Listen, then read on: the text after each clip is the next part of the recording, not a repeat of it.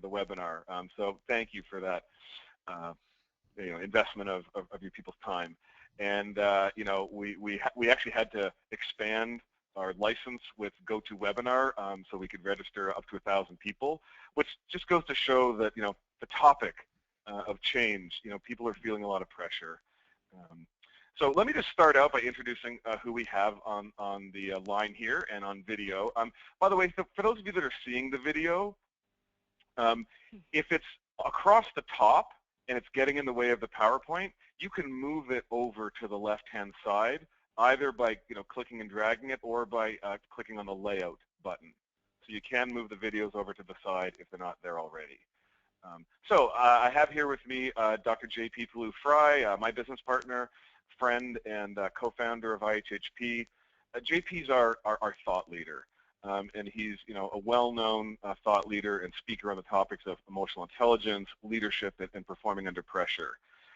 He's worked with Olympic athletes and has been to 6 Olympic Games. He speaks to and coaches senior leadership teams at organizations like Goldman Sachs and Credit Suisse Bank. He's also lectured at the Kellogg Business School. So we're fortunate to have JP here with us. Then I'm so excited to have Nancy Medoff from Marriott. Nancy is a longtime client and just general champion of our work. She spent 24 years at Marriott, so has a long and storied career there. 15 years of that have been in leadership roles, both functional as well as global leadership. She is an avid soul cyclist. Not everyone will know what that is, but those that do will appreciate and respect that. A 2-time marathoner, and most importantly, she's moving in about a week and is living out of boxes. And you all know how much pressure a move creates, so all of this content will be useful for that. I'm Bill Benjamin. I'm a speaker and business owner here at IHHP. I think what people find interesting about my background is that I spent 14 years in the computer software industry and have degrees in mathematics and computer science. So you've got quite a unique team here. Well, let's get started. Prior to the webinar, we did a pre-survey, and thanks to all of you, we had incredible response to that. Thank you so much for filling that out. And I do see one question. If for some reason you're not seeing the videos, that's okay. This whole thing can be conducted from seeing the audio and the PowerPoint. So for some reason the videos aren't working for you, you just don't get to see our lovely faces. Okay, I'm going to ask JP though to share some of what we learned on the pre-webinar survey. Thanks, Bill. Hello, everyone. I can see there are friends, client friends on the line from the people who've signed up. So hello to everyone who knows our work. If you don't know our work, we're really excited to share our work today with you. Now the book is based on a study of 12,000 individuals, and we're going to talk about that a little bit. But we also did, and Bill just mentioned this, a survey for all of the folks who are on the line today. And this doesn't surprise us. It might surprise you, but it really in some ways doesn't surprise us. This first little bit of information, which is that we found 91% of people agreed, or strongly agreed, that they are feeling pressure from the amount of change they face. Now, I mean, that's not surprising, right? Everyone's under pressure. Everyone's feeling the push of a deadline or the need to deliver when more feels on the line. That's not surprising. What surprised us is that only 5% feel equipped. And to me, that was just like, wow. It's almost like the demands, the pressure and the demands are going up, and our resources to meet those demands, I don't know if they're going down, but they're certainly not kind of, meeting that demand. And so for us, it's just another kind of indication of what people are experiencing. Now, I'm going to ask Nancy about this in a minute, but I just wanted something clicked in my mind around, because we have an international audience on the line today. The book now is being published and translated, and I think there's going to be 20 countries, but we just heard Sweden and Russia this week are also going to be, translating it, along with China and Japan and Korea and Romania and Czech. And the reason I'm saying that is not to brag so much, but just to say this is, kind of pervasive, universal. So if you're experiencing pressure, which you might be, given, you've self-selected onto this program, You're not alone, is the bottom line. So Nancy, let me ask you this, in terms of like what you're seeing in the workplace, you know, what do you think of those numbers, and just tell us your experience. So I have to tell you, good morning and good afternoon, everyone. An honor to be here before I get started. You know, when I first looked at these numbers, I was not surprised at number one, right? You know, everybody feels under pressure. Everybody's facing an incredible amount of change. What was really disturbing to me was number two, and that this only 5% of people feel equipped to handle the pressure. And that, to me, when, you know, I lead a fairly large team. I have 75 associates. And I thought, oh, gosh, if I were to survey my people and they were to submit the same responses, I would just feel terrible. And that's a huge pressure for me right now. That would be, and I think I use the term, that would be like a stake through my heart. That my job and my leadership's job is to make sure that they don't feel that way. There's always going to be some who do, but if 95% of my people felt that they couldn't handle the pressure, you know, that's deeply upsetting, and that would be something that I would want to make sure we're addressing either internally or looking towards external support. This would probably be my number one priority. Yeah, Nancy, that's a great point. Thanks for sharing that. JP, I'm going to jump in just with a quick Sure, logistic. please. A couple people are having some trouble with the video, so I'm just going to mention that if you can get it working, great. If not, don't worry about it. Also, Megan, I just want to make sure that we've started the recording, just because my little screen shows that we haven't yet, but I'm hoping that yours has. Yep, mine's showing that the recording is going. Fantastic. One other thing I do want to mention, because JP mentioned the book. I know many of you have it and have been sharing ideas and things that you learned from the book. We are going to tell you at the end of the session how you can, the contest we're having to get a free copy of the book. So I also wanted to mention that so people will stay around today. Yay. So I'll just say this, Bill. When Nancy talks about that second number, I guess what surprised us in the research from the book, the 12,000 people, is that generally speaking, most people take a haphazard approach to pressure. They don't see it as a skill set, pressure tools or pressure management, a skill set unto itself. And what we found, which was disturbing, to be honest, is that most people, and not surprisingly, what do they use to manage pressure? Well, they use their models, their parents, teachers, coaches, other managers and leaders, and that might work. But the truth is that those people might not have learned the best that we now know that's available in the neurological sciences, the sports sciences. And so I guess we have a real feeling of, as you see on the screen, some of the experiences from the survey that everyone filled out. We're adding a few. I won't read it. You can read it on your own. But it just says to us, again, we need to do something. By the way, I love this last one. Yep. Less staff resources, reduced budget, and tighter timelines are a growing trend that provides daily pressure. I haven't heard any client that hasn't talked about just that. So again, I think that's a big part of what's creating the pressure. All right, so we're going to just talk a bit about what are we hoping you'll take away from this webinar. The first is the idea that the pressure of change can derail your performance and leadership if it's not managed. As JP said, if you just have a haphazard approach. We're going to share two insights from the book, and all of the content is from the Performing Under Pressure book. The first insight is this idea that when you view change as a crisis, it has a negative effect on your physiology. Number two is your expectations of change will actually change your brain chemistry. And we're going to share two strategies, crisis versus challenge, and recall you at your best. Now again, for those that know IHHP's work, we've been doing this now for 18 years. We always like to look at the brain science. So we look at the research and we look at the neuroscience. And as most of you know, there's two parts to our brain, the emotional brain and the cognitive thinking brain. In our pressure training curriculum, many of you know us for our Science of Emotional Intelligence program. This work is from our book, Performing Under Pressure, Doing Your Best When It Matters Most. And then the third program in our curriculum is the whole idea of having conversations under pressure, our 3 Conversations of Leadership training program. For today, as I said, we're really going to focus on this middle piece here, the doing your best when it matters most, which is really all about your cognitive thinking. All right, we're going to come back because we have a little bit more interesting data from the pre-webinar survey. So JP, why don't you again share what we learned and some of our research. Sure, and this is more around leaders and leadership, which is why we have Nancy on. Um, you know, 35% of people strongly agree that their leaders are effective at managing the pressure of change. So, this is when they think of their leaders, this is what's going through their mind. And that inability is having a major impact, the 74% number. So, I think everyone, the first stat is like everyone's feeling, maybe not equipped to manage change, but when we look at leaders specifically, what's clear is that leaders have an outsized influence in organizations today. What they say, how they behave impacts others. And when they're under pressure, all of a sudden they can start to have impact they don't intend.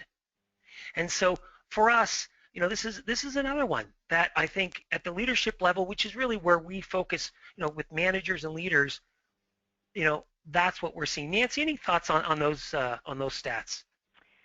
Yeah, again, just really very close to me in terms of leadership. I think you obviously want to be in that top bucket where their leaders are effective at managing the pressure of change.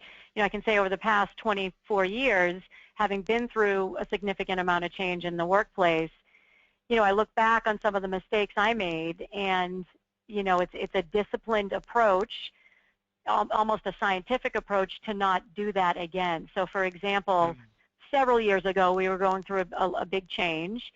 And I'm going out on a limb here sharing this. We were going through a big change, and I remember I speculated with my team members, oh, well, I think this might happen, and I think this might happen. And you can't do that as a leader, because the speculating it's irresponsible, because your employees are looking to you for leadership, not speculation. So they're looking for you to be transparent, share what you know, share what, tell them what you don't know, and be comfortable with saying, I don't know that right now, and I can't speculate. So that was a really big learning for me, and it's one that I call on often. Nancy, thanks so much you know for what's sharing interesting? That. Oh, no. Yeah, Bill, let me just say this, and then I'll let you jump in, Bill. I think what's very true, and what Nancy's really speaking to, is when we're affected by pressure, and we're not going to be able to talk about all of this in our webinar. It's in the book, but it affects us. It affects our ability to think clearly. It affects our ability to make decisions, and we just have to be aware of that. It's almost like know that you're not in a place to make decisions or to, as Nancy said, to speculate. It's like even that self-awareness, if you left with nothing else today, that's valuable. To say, okay, right now I'm not in the best place. So what do I need? How do I need to self-manage? That's what all the tools are about. So I can be in a good place to think clearly. And I love the final piece, what Nancy said. We got to be okay, comfortable with just not knowing, and say to our team, we don't know, and live in that not knowing. Thanks, Nancy. Actually, JP, this one's your slide. I'll jump in after this one. Sure. So, again, this is from our All Changes personal study that we did a few years ago. It's different from the study on the research for the book, but it's really the same idea that, there's an impact on all of us when we're under pressure, and one of those impacts is that we stop listening. Not everyone, but most people. We don't listen nearly as well. We get inattentionally blind. What does that mean? That means that there are cues in our environment that are very readily available for us to see, but we miss it because pressure causes us to narrow our focus, and now we can only see what we're most concerned about, most worried about, and we get mentally rigid. And this study is, this stat really speaks to that. I think most leaders, when they go to change, think, absolutely, I want to listen, but do they listen? And I think the challenge is that maybe they're not managing pressure well enough to really manage themselves to listen. Gosh, I so always Bill, have a challenge. I'll just leave it at that. Go ahead. Yeah, I always have a challenge with listening, and I did a 360, recently, and it's funny because, I said, hey, I know Bill's really working on his listening, and he's doing better, but make sure you're not, looking at your phone in conference calls or doing your email. And I'm like, oh, right, all that new technology, it's another reason I can't, it's messing up my listening, right? So, yeah, there's always something, right? Okay, Nancy, any thoughts or comments on this, the research here? Yeah, no, again, it's a disciplined approach, and to JP's earlier point, it's about recognizing that you're not at your best, and you need to keep in check those kind of derailers. Yeah, great. Okay, so we've been talking about this idea of pressure, and in the book we define what a pressure moment is. And a pressure moment isn't just necessarily one individual moment, although it can be a difficult conversation, a big presentation, a project team you're running. But it can also be a pressure situation, a sales target that's, feeling overwhelming over an entire year, or a difficult project, or just a difficult relationship you're dealing with on an ongoing basis. And what we did was we identified pressure moments as having 3 characteristics. 1 is when the outcome is important to us. 2 is when the outcome is uncertain, which, by the way, Nancy, is why that when a leader speculates can actually create more uncertainty. 3 is when you are either responsible for or being judged on the outcome. And that's a really interesting one, because that feeling of being socially judged by others is actually processed in the same part of our brain as physical pain. So it can literally feel painful to have to go into a situation where we feel judged, and sometimes that's why we might avoid. So here's what I'd like you to do. I'd like everyone to think of a time or a pressure situation or moment that you are currently facing, because I want you to come up with something that you can apply, some of the insights and strategies that you're going to learn. And we'd like to capture some of these in the question and answer area. So if you could just, if you're open, if you could just go ahead and just, type in some responses into the question area, because we'd love to hear what are some of the pressure situations that you're all dealing with. So I'll give folks a moment to do that. And just so everyone knows, it's not like, this is anonymous. It's not like we're going to say, John said, from this company said this or that. So just type in, from your perspective, a current pressure moment that you're experiencing. By the way, I do have Jean-Pierre here said, to listen is one thing, but I think what matters most is, does the leader's feedback actually address the employee's concerns? That's like, yeah, there's the skill of listening, and then there's the art of listening, which is, can I really hear what they're saying? Okay, so we've got a whole bunch coming in. Failure to meet a sales target, short-staffed, pressure to deliver projects quickly without resources. We hear a lot of that. An annual audit, too much work, tight deadlines, a new strategy we have to implement. Coaching a kid's soccer team for the first time. Wow, that's definitely. By the way, that social pressure, it's not just from the kids, right? It's from the parents. Lack of clarity, project growing in scope. Wow, lots of great examples. Everyone's really under a lot of pressure. Nancy, I think you had an example of a pressure situation you're currently facing. There's so many, I can't remember what it was. Was it the move? Is that what we talked about? Whichever one's most relevant to you right now. So at the particular, okay, so I'm going to go personal. So, I'm moving in less than 7 days. I have a full-time job. I have, I'm literally living in managed chaos. So how do I not bring that into the workplace? How do I be able to manage this is constant stress. There is nothing but boxes and no food in the house. You name it, it's stressful. So how do I, realize that this is a temporary moment, this is a moment in time, and I can't let it affect how I'm behaving in the workplace, how I'm behaving with my partner, just recognizing that this is a pressure moment, and I need to manage through it using some of the skills that I've learned either with JP or Bill or just throughout my life. Yeah, when you think about it, it's important. You need a place to live. It's uncertain. Is what is it going to work out? Are we going to get the TV set up? Are we going to all that stuff? And then you're responsible for it. You're owning the process. And are we going to like this place? It absolutely fits the bill for a pressure moment or situation. All right. So now that you've identified some of the pressure moments and situations that you're facing, we want to share some insights, some things that are in the book that we think would be especially valuable. And where we want to start with is what we call the psychology of crisis. And our default as we approach or are in our pressure moments or situations is to see them as a crisis.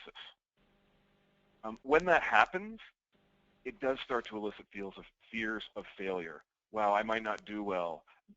This project might fail. I might not. So those fears of failure come up.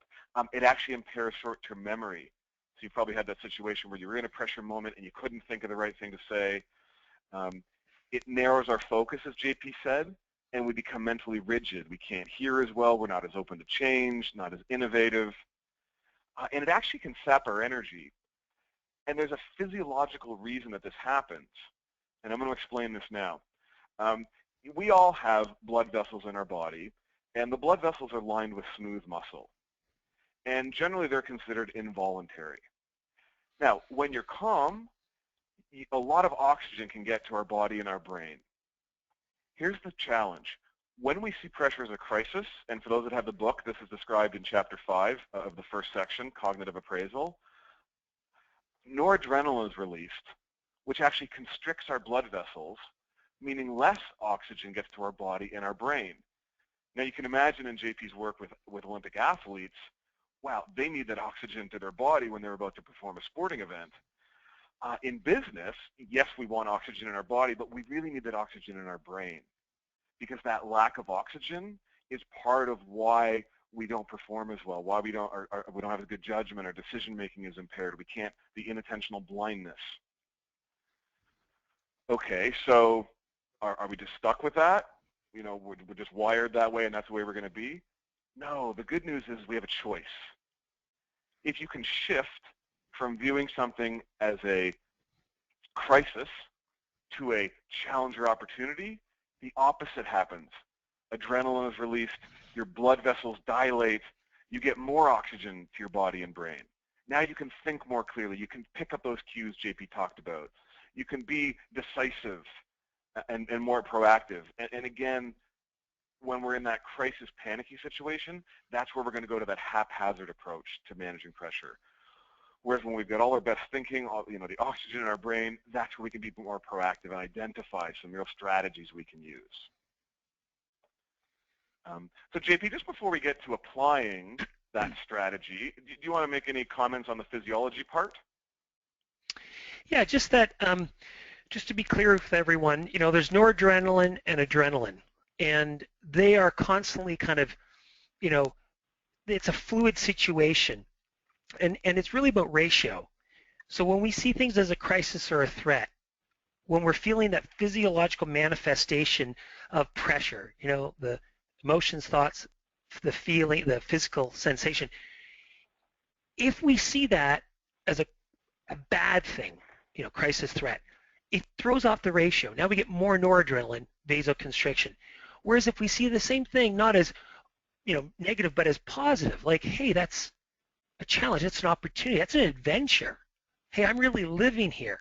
Now that may seem so trite to you as you're listening. Oh, it's just positive talk. It's not. Because what happens is that then you get this ratio change where now we have more adrenaline than noradrenaline, and the vasoconstriction takes place. And I think, Bill makes a great point that it's certainly for athletes. Everyone can see the application for athletes, but there's no question when we're working with some organizations who are, 15, 16, 18-hour days. That's why they get tension headaches. That's why they kind of start to feel more fatigued at the end of the day. And so there's, let alone decision making, as Bill mentioned. So that's all I'll mention, Bill. Great. Okay. Thanks. Okay. So your strategy one is, can you reframe from seeing something as a crisis? First, you've got to catch yourself seeing it as a crisis, and that's that awareness JP talked about, and shift to seeing it as a challenge or solution. Again, for those with the book, that's Pressure Solution 1 in Section 2. And by the way, the Section 1 of the book is all the research and a lot of stories around pressure. Section 2 are 22 in-the-moment pressure solutions. And this is the first and one of our favorites. So here's what I'd like you to do. I'd like you to think of your pressure moment or situation and kind of build the case for why it's a crisis. And Nancy, I'm going to put you on the spot. As you're thinking of this move, what are the thoughts you're having that are saying, wow, this is a crisis? How can you build a case for it being a crisis?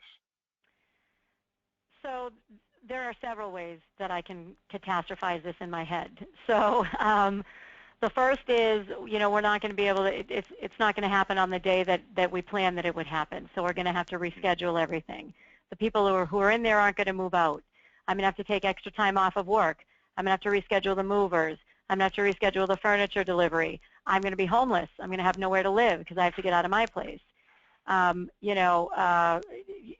are a number of things that go through my head day and night that make this what should be a very joyful, fun, exciting time, make it stressful. And I could go on and on and on with worst case scenarios. Great. Well, thank you, Nancy. And that happens to all of us. We all think that way. So now we're going to ask some of you to share build your case for your pressure moment or situation. Whether it was the coaching kids for a soccer team for the first time, or tight deadlines, or projects with not enough resources. Build that mental case for it being a crisis, and share that in the Q&A area. Yeah, and Bill, let me just add for everyone, we're not saying you have to believe it. We're just saying build a case. Kind of dispassionately sit there and say, here's the case for why it's a crisis or a threat to me. Just write whatever, even if you don't necessarily believe it. I'm sorry, I just have to share one here. Shannon, thank you so much. Says, watching you guys talk about stress causes me stress. But that's so, here's the thing. Just thinking about our stressful situations and having someone talk to us about stress causes us to feel stress, right? That's the power of your brain, because you're not necessarily in a stressful situation. You're just thinking about the stress. And that's the power of your brain to cause stress. The good news is, Shannon, I promise we're going to leave you with some techniques that can help you manage that. So thank you so much for sharing that. Okay, we got some more coming in. AV issues. Okay, for those of us that are professional speakers, we can absolutely catastrophize that. By the way, that's a great word. Tina, what if I fail? What if people don't what I have to say? Again, that's that fear of failure. Somebody, Oliver, saying, I might be judged by the results of an audit. That's feeling socially judged. Not feeling support from a direct leader. That's a big one. If we don't feel like our leader's going to have our back and we're out there on a limb, absolutely. Okay, great. So lots of great examples. Here's the technique for managing that stress you might be now feeling because you're imagining all the negative scenarios. Now I want you to build the case for why it's simply a challenge you need to overcome, or even an opportunity, and share that in the question area. And Nancy, give me a couple examples. How could you reframe and see your move as more of, hey, it's a challenge I have to overcome, or it's an opportunity?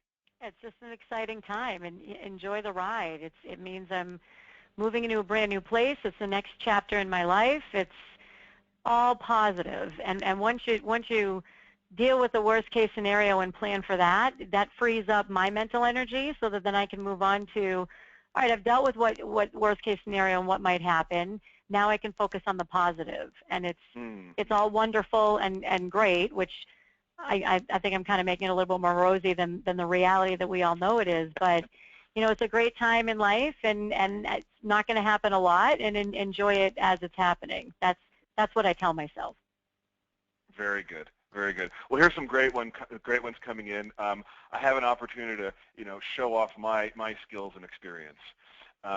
It demonstrates that I've learned and made a connection. Again, and what I love is there are some personal examples here, but we also want to look at. Here's one. I'm excited to improve the performance of my group. And what I love about this work is it does apply both in our personal lives as well as in our business life. And the research is really, really clear on that.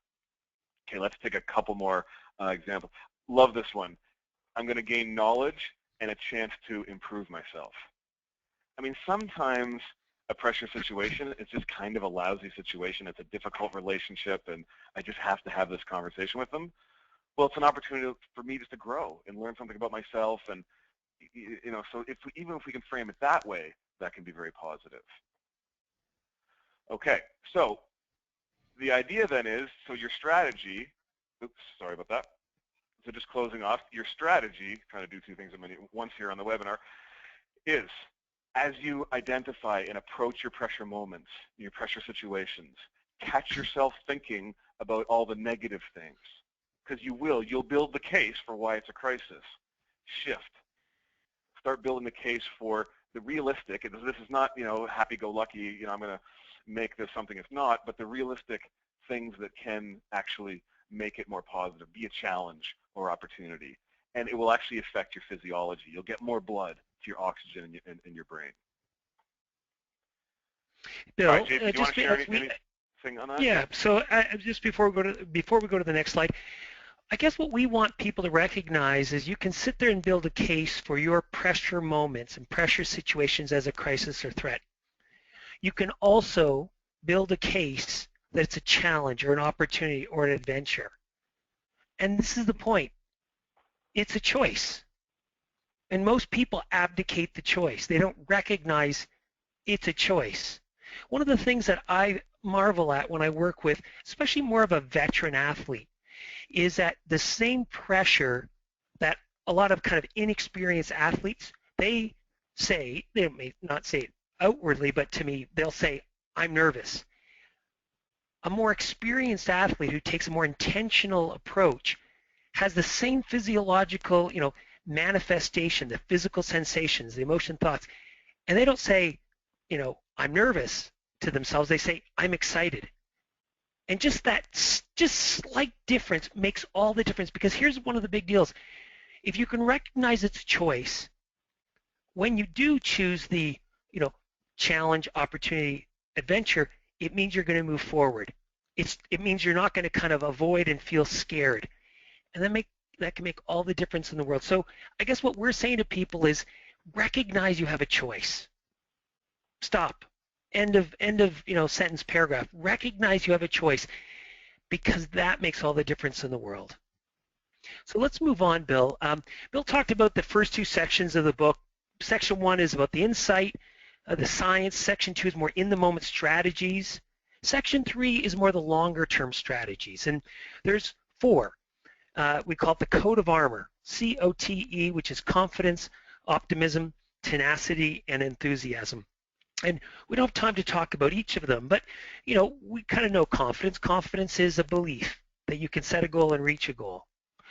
It's also a neurological phenomena, and in the book we talk about where there's testosterone and cortisol as two mediating factors, and that we have tools that are within our ability to use and execute on that can increase testosterone, decrease cortisol, and that's a really powerful thing for us. I'll talk about optimism in a minute. Just mention this about tenacity. It's that ability to kind of stay at it, to have grit, to be resilient.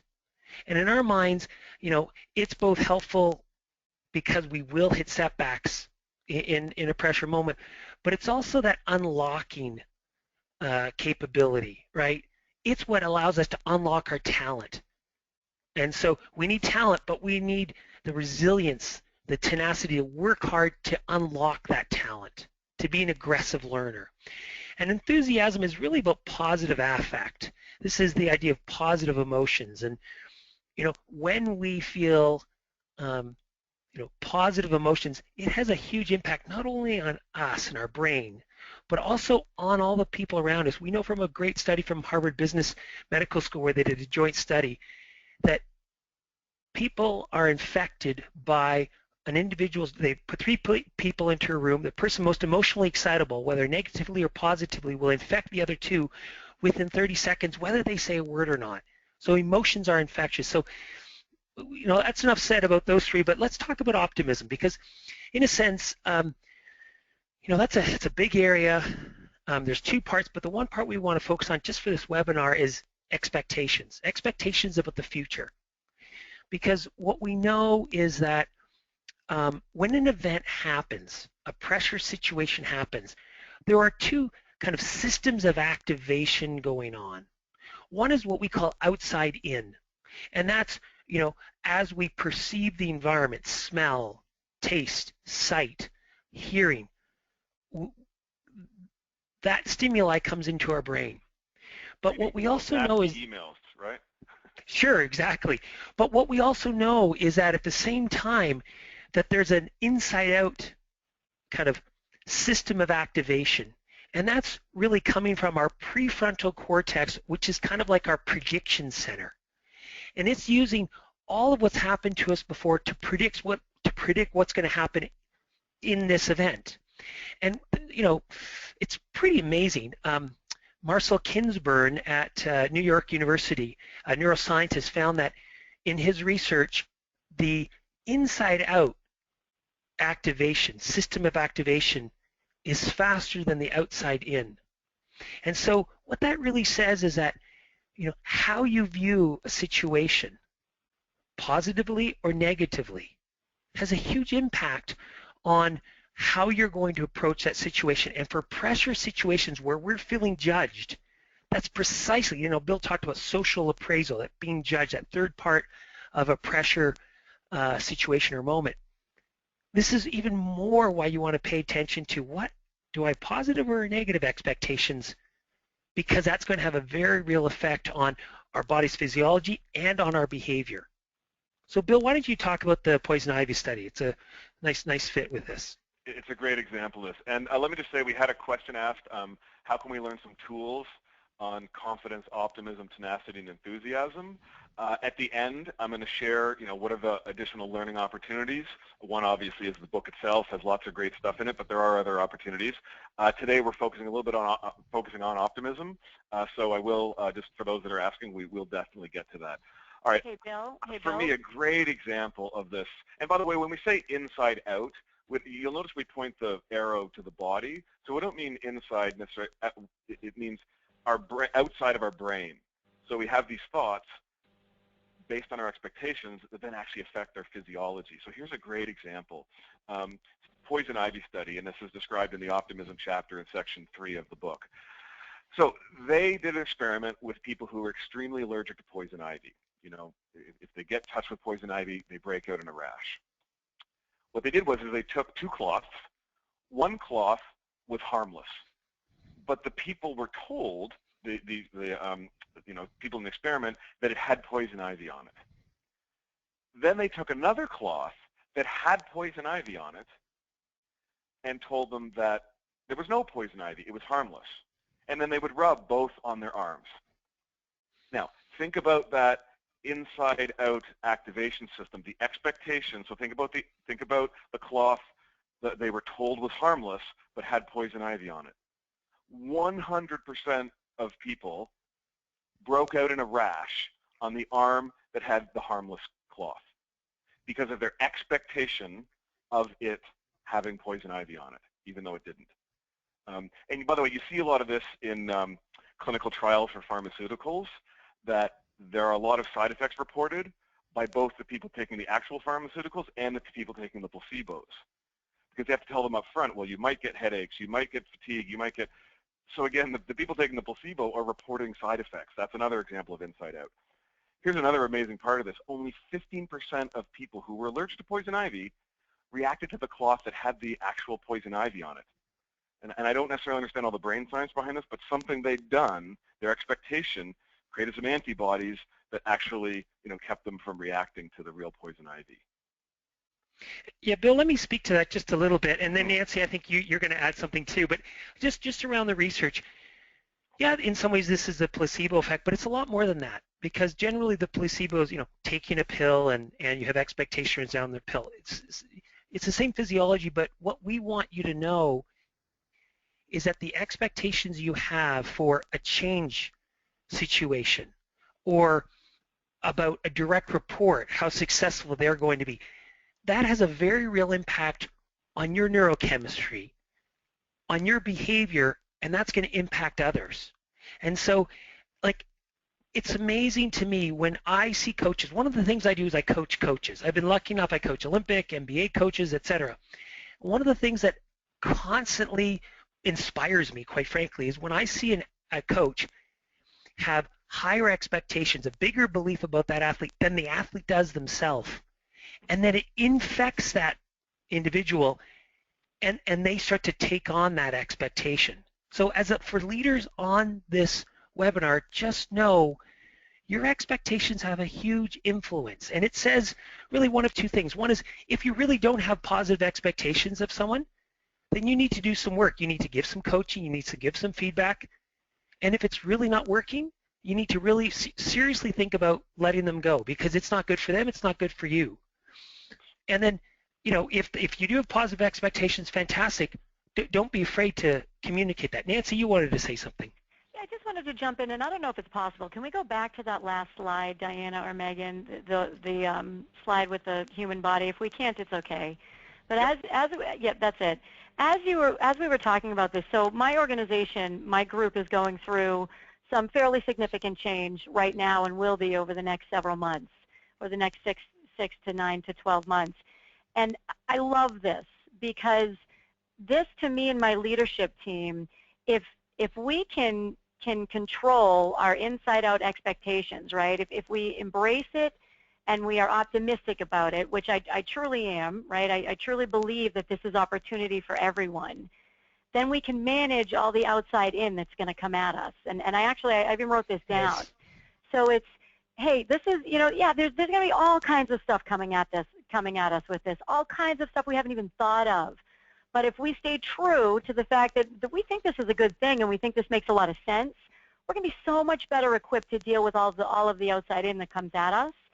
So I know a couple of my leaders are on, and they'll probably see me walking around with this or printing it out. I just think that, you know, personal or professional, whatever, when you manage that and get that under control, you can handle anything. And that, I think, is a great example and a great lesson, as we see with the poison ivy example. Thanks, Nancy. Okay, we're going to do one more example of how your cognitive thoughts can actually affect your neurochemistry. So one of the things that we like to do with athletes, but we also do it in our training program on, you know, managing pressure and the pressure of change, is use a lemon visualization. So what I'm going to ask you to do is, if you're comfortable closing your eyes, close your eyes. I'm going to ask you to take a deep breath in right down to your toes, calming this body. And breathe out and release tension. Now, I would like you to see yourself in your kitchen. See yourself walking over to your fridge. See yourself opening the fridge, looking for a lemon, and grabbing a lemon. Close the fridge door. See yourself walking over to the counter, looking for a cutting board and a knife, and see yourself cutting the lemon in quarters. Now see yourself grasping one of the quarters with your dominant hand and bringing it up to your mouth and biting into that lemon. Now open your eyes and kind of come back into the room or in the webinar. So Nancy, I'll ask you, because not everyone can answer. What do you notice that's different right now from 20 seconds ago? Well, I had a reaction in my mouth, actually. I had a reaction in my mouth. That's exactly it, and that's actually by the way, I was looking for. I do this in the programs, and I still react. Yeah. You know. And here's why we do this. Most of us walk into a pressure situation of change, of any kind of pressure, and we're mentally rehearsing. We don't know we are, but we are. And the thing is, most of us do it by default. And so oftentimes we're using that haphazard approach, maybe thinking with negative expectations, maybe thinking it's a crisis or a threat. And what happens is that we get a certain neurochemistry in our brain. The lemon visualization is just giving you a little bit of insight that what you just did, even though it was fake, even though it was, you know, in a sense, it was just a mental rehearsal, your brain doesn't know the difference between what's real or what's perceived. So it now creates, it reacts, it creates saliva in your mouth, like I did, like all three of us, and you did as well. Think of that saliva, not as saliva, I mean it's saliva, but think of it as symbolic or emblematic of the brain chemistry that you have. And here's the point. You want to go into your pressure situations by design, not by default. So you have a certain neurochemistry of, you know, more testosterone, less cortisol, more adrenaline, less noradrenaline.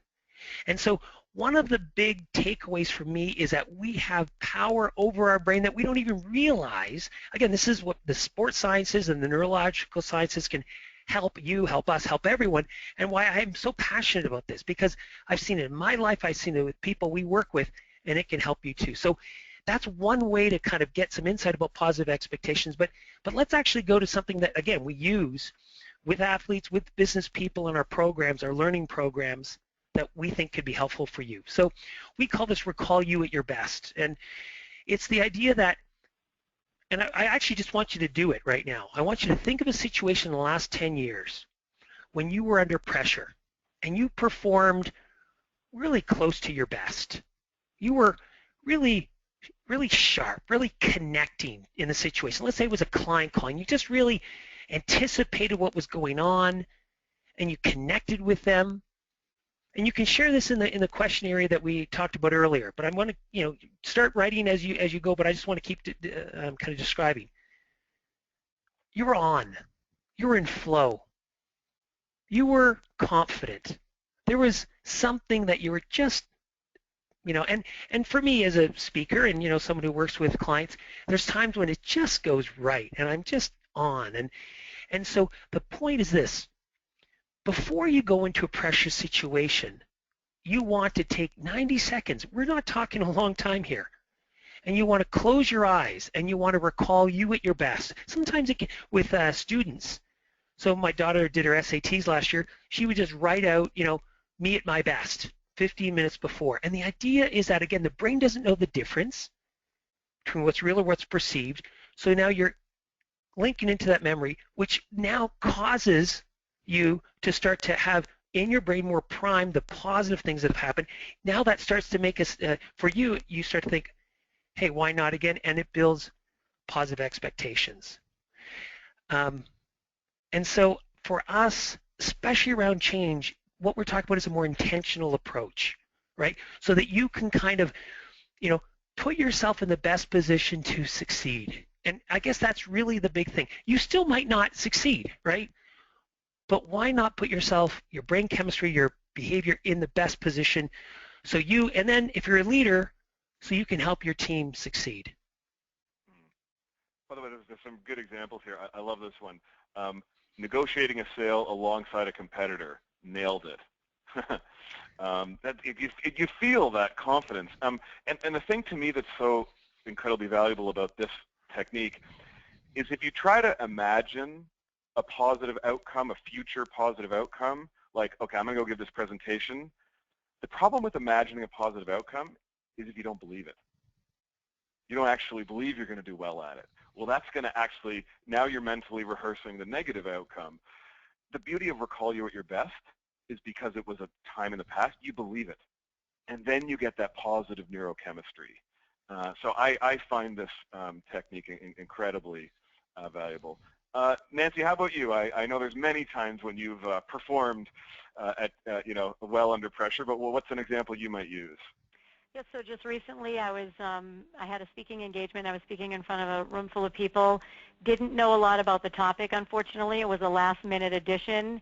I was afraid that I was going to be outed as a fraud, and I didn't really know what I was talking about, which, no, I did, right? And it was preparation. It was going into this pressure moment. JP just said this. I wrote this down, by design, not by default, right? I knew this was a pressure situation. How am I going to strategically approach it? And recalling myself at my best and recalling when I had nailed presentations in the past, that along with a little bit of visualization. And it was me visualizing myself really nailing it and having people ask me good questions at the end. And it worked. It really worked. Great. All right. So I have a quick example.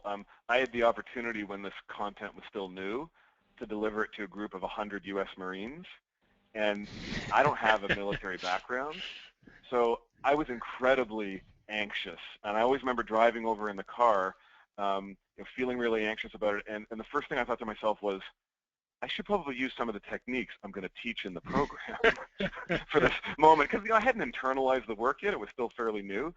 And anyways, as I was walking over, driving over, I definitely did the shift from crisis to challenge or opportunity. and I just remember, using that recall me at my best. And the cool thing about the story is that, because I was able to perform under pressure, not only did I bring some great learning to some people who are, serving our country in an amazing way, that's now my recall you at your best story. So now when I have to, if I can deliver this to U.S. Marines, I can do this to any old grumpy audience, So not that your audiences are grumpy, but maybe after a late night, first thing in the morning. So technique actually worked great for me. All right, so we are ready to summarize, and then I think we'll have a little time for Q&A, which is nice, and also tell you a bit about how you can learn more. All right, so what we hope you took away from today was, number one, that the pressure that change creates, it can derail your performance and your leadership if you're not managing it, if you're just reacting, having a haphazard approach. The two insights, that when you view something as a crisis, it constricts your blood vessels. Less oxygen gets to your brain and your body and affects your ability to think and be at your best. Two, that your expectations of a change, whether you're expecting it positively or negatively, again, affects your physiology. And the two strategies. I hope you'll put these into practice. And in fact, see if you can identify right now a couple of, your pressure situations where you're going to try these. Either as you're going in or while you're in it, shift it from feeling as a crisis to a challenge, and recall you at your best. All right, so we had a couple of people ask, this is great stuff, how can I learn more? For those of you that have the book, there's a ton of great content in there, lots of strategies. Again, we covered 2 of the 22 pressure solutions. So Amazon, any Barnes & Noble, iTunes, audiobooks, any fine retailer. IHHP, our organization, in addition to doing, research and speaking, we also have a training arm of our organization, and we do classroom, on-site, we do certification, where your facilitators can learn to deliver our programs. So there's lots of opportunity for training, assessment, and coaching. We also offer our program, particularly our emotional intelligence program, virtually. And we have a public program coming up. So I know many of you are, spread out remotely. This is a great way to gain some of this learning on, how we react emotionally and how we can be at our best and manage emotions. And that's a, 2-hour segments spread out over 5 weeks starting on October 7th. We also do public programs of our classroom, so 2-day program, and you can see the dates for those. Awesome learning experience. Both the virtual and the classroom include an EI360 assessment in terms of gaining self-awareness. We do a lot with social media. For starters, after this session, we're doing a contest on Facebook where you can win some free copies of the book signed by JP. So just type Performing Under Pressure into Facebook. You'll see our page. We share a lot of the latest research, favorite quotes, other people's articles. We have a Performing Under Pressure LinkedIn group, and of course, we're on Twitter. And then on our website, we have a resource center. And this has lots of great blogs, white papers, that JP has authored, and some other folks in our organization. And finally, we have some online pressure and emotional intelligence quizzes. Some of you, may have already been through those. Just give you a bit of a sense of maybe where you stand. All right, thank you for that commercial announcement. If you want to know more, best thing is to go to our website because all these resources are available on the website. You will be getting a thank you for attending note that will have links for these things, as well as the recording of the webinar and also the a PDF of the PowerPoint. So there's our Performing Under Pressure training curriculum. Before we say thank you, we have a little time to open it up for Q&A for either JP or I, or for Nancy. Okay, I've got a few questions coming in here already. Okay, how do you ensure that when you are delivering on a change, as in the things are getting done, and implement support from a strategic leadership perspective? As a manager, it's expected us to do both, but also view the change from a leadership overall effect. So I think, if I could paraphrase, it's that balance of, as a manager, I've got tasks, things I need to drive, but I also need to be strategic. How do I, manage that? So JP, do you want to maybe talk to that? Sure. I mean, change is so difficult because it taxes our cognitive and our emotional system in ways that, we're already busy. We're already overwhelmed in some ways, most people, right? But then we have a big transformation, a big change coming in, and it's very disruptive. And so, one of the things that I would suggest is that if you can see that change as an opportunity to grow capability in somebody on your team, I mean, maybe more than one, but a couple of key people, and kind of almost download some of the stuff that you normally would do to them, that actually frees up a bit of space for you to think and act and see strategically. And so it's almost like, for me, it's about being very kind of thoughtful about, okay, I'm going to be a little more taxed in this next 6 to 8 to 12 months. What can I do essentially to delegate, but stuff that I would normally do to somebody that'll grow their capability, but it does give me space to kind of think and see strategically. Here's one of the things that I want to challenge everyone on to just keep in mind. As a leader, I realize not everyone's a leader on the webinar, but many of you are. Just remember this, sometimes you can be thinking about, and by the way, it starts even higher than you, let's say, but for a manager, CEO, or let's say a CEO, they might be thinking about a change 12 months ago, and then 8 months ago they get their senior team together and they discuss it. And 6 months they come up with a plan, then 3 months they come up with a communication plan. On the day it's actually delivered, they've been thinking about it for 12 months, and they've gone through a period emotionally of accepting that change. That's day one for people. That was 12 months ago for that CEO, and depending on where you are in the organization. My point is this: keep in mind that change is a really difficult process. There's a lot of pressure related to change. And if you can free up your ability to kind of see how it's going to affect the organization, it actually is what allows you to have a bit more empathy for that day one of that person is really like day one for you 12 months earlier, if that makes sense. So that's the big thing I would say, Bill, is get strategic about what you're doing and kind of what you can delegate so you free up space, so you can keep in mind something like the stages of change and how people are going to react, so you can really be there for them during that time when it's truly hard for people as they're reacting to change. If I could just add to that, I don't Please. know. So the other, absolutely, I agree 100%. The other benefit to asking for help and delegating is that it's a developmental opportunity for your team.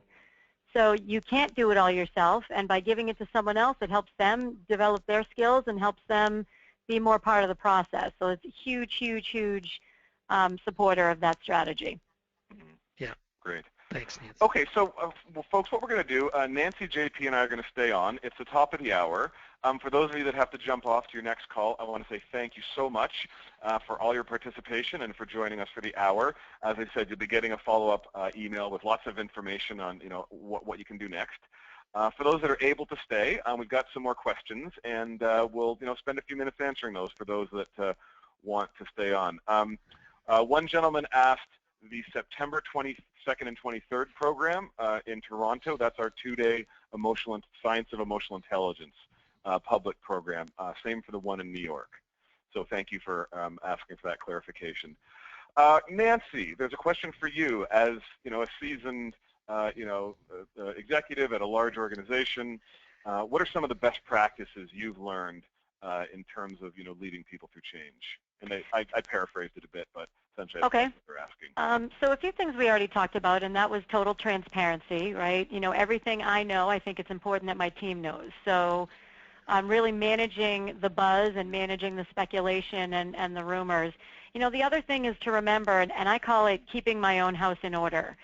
So as I'm leading through this change, or just leading in general, I need to stay true to who I am and what's important to me. So for example, anytime there's a major change or we're under pressure, we're working longer hours, it's very important for me to exercise. And that's one of the first things that goes by the wayside. So it's making sure that I'm taking care of my health and my fitness, that I'm getting enough sleep. I mean, it sounds really basic, but I can't perform at my best if I'm not feeling my best. So it's sleeping, the exercise, and also from a realistic standpoint, letting people know what's going on. So whether or not it's my partner at home saying, hey, I'm under an incredible amount of pressure over the next 6 months, I'm going to need your help. or I'm going to need to manage your expectations as to what I am able and not able to do, and or sharing that with my team. Hey, we're all under pressure. Let's work with each other. Let's keep each other in check. Let's manage our, each other's expectations, and let's just continue to communicate and ask for help. So it's keeping your house in order is the way that that's kind of what I stay true to. Yeah, great. And I'll just share one of mine, and maybe because this is one of my developmental areas that I continue to work on, but is that ability to we were talking earlier. I can't remember if I shared this on this call, but I did a program with a group and we were talking about the pressure traps that as leaders we sometimes unknowingly lay. And one of the ones they came up with was the talking first trap, and which really says to people, oh, Bill's already decided what he wants to do. I'm not really going to feel heard. And so that ability to manage myself, as you say, not be reacting like this is a crisis, have my best thinking so that I can really connect and hear first. As a best practice during change is that really hearing and connecting. That's also what allows me to think more strategically too, because when I'm under pressure, I'm getting more task focused. I'm doing my emails and I'm not really either thinking strategically or connecting. All right. So here's a question: how do you deal with pressure at work, where there's a need to deliver or over-deliver when you feel you don't have the support of your manager? And by the way, dealing with some of your own health issues where you want to avoid a lot of anxiety from pressure. Who would like to take that one? So I'm happy to jump in, but Nancy, I'd really like to hear your point of view as well. I'll say this, we have this pressure curriculum, which, is it's our belief that if you're going to be pressure ready, really able to perform under pressure, you're going to need to be able to do three things: manage the emotional part of our brain, manage the thinking or cognitive part of our brain, which drives execution, but then also the third part, managing conversations under pressure. So emotions under pressure, thinking under pressure, conversations under pressure. And that conversations under pressure piece, we call it the 3 conversations of leadership, is to me what Bill is really describing and what the question asks, which is, what if I'm not getting support? And I would say this is an opportunity for you to see it as a challenge, to have a conversation under pressure with your manager leader to get support. And if you still aren't going to get support, then I think you need to really think about, where can I get support in the organization? And you need to go through an algorithm of, what can I do? At the end of the day, though, it's not going to help you be your best self if over a long period there's a pattern of not getting support. So you have to sit there and say, is this the kind of environment I want to be in? So that's a little longer down the track, but to me it starts with that conversation under pressure, and then it's also like, are you willing to kind of sit there and say, is this allowing me to be my best self? Is this helping me be at home? You talked about health consequences. We know that, when we're working with a manager leader where we don't feel we have a voice, we don't know where we stand, we don't have feedback, we don't feel valued, over time that can really erode our health, who we are, and it's not going to help you or your family. And so that's a tough one, but that's what I would say. Nancy, what are your thoughts? So I'm very lucky, or fortunate. I have always felt supported by my manager, and I think that's just the culture of the company that I work for. I think that, well, I'm sorry this is happening. What I would probably do is, to JP's point, be vocal, ask questions, maybe find someone else in the organization or even outside of the organization that can help you navigate through that. Is there a trusted partner within your organization? Is there someone that you can kind of bounce these ideas off that maybe doesn't work for your organization? And then after you've done all that, just manage to that. So you can't change the way this person is acting. So you can have the conversations, you can have the critical conversations, but at the end of the day, if you're still not getting what you need, then you're not getting what you need. Okay, this is a fact. I'm going to own that. I'm not getting what I need. Now what can I do? What can I do to either get what I need or get into a different situation? So that would be my recommendation. And this just breaks my heart. I mean, it's just not a great situation, right? Yeah, yeah. And by the way, Emily basically said, what you said, which is, I will ask, some experts around me, get some help in how to deal with this situation. Because, I have been in a situation where in a prior company where I didn't feel supported by a leader. That's tough. That is a pressure situation, and it's a very difficult one. The only other thing I would add, just really quick, please. is this is a snapshot in time for whoever wrote that in, right? It's a situation. It's not great, and you're going to do what you can to work through it. Just recognize that this is a snapshot in time, and it doesn't have to define you. And you'll look back on this. You're not always going to be in this situation. So there is an end in sight. Nancy, somebody I really trust and respect often says to me, this too shall pass. He happens to be wearing a purple shirt on the call today. Okay, let's take one more question, and then we'll close off. And by the way, for those of you that maybe, and again, I apologize, we just couldn't get to all the questions, please feel free to reach out to us, and we can engage in a further conversation. Shannon has asked, what are some good tools to accomplish COAT? That was the coat of armor. Confidence, optimism, tenacity, and enthusiasm. I hope you took a couple things away today to help with optimism, because that's where we focused. The three of us could stay here for the next couple of hours going through how to do all of those things. Unfortunately, we don't have that much time. So, suggestions are, in fact, I'll go back to the slide. The book, has so for $20 and plus shipping, it really has some great techniques in it. So it's not just a descriptive book. Each of those chapters, confidence, optimism, tenacity, enthusiasm, are very specific things that you can do to build those. We deliver training programs. Connect on LinkedIn with us. So there's just a lot of, look at our resource centers, the white paper and such. So just keep being an aggressive learner, as you have demonstrated by coming on this webinar. All right, so for those that are left, and we still have 150 people left with us. Thank you for all of you staying. Nancy, I'm looking at you down there because you're down there on my screen. Thank you so much. It was such a pleasure to have you. We love working with you.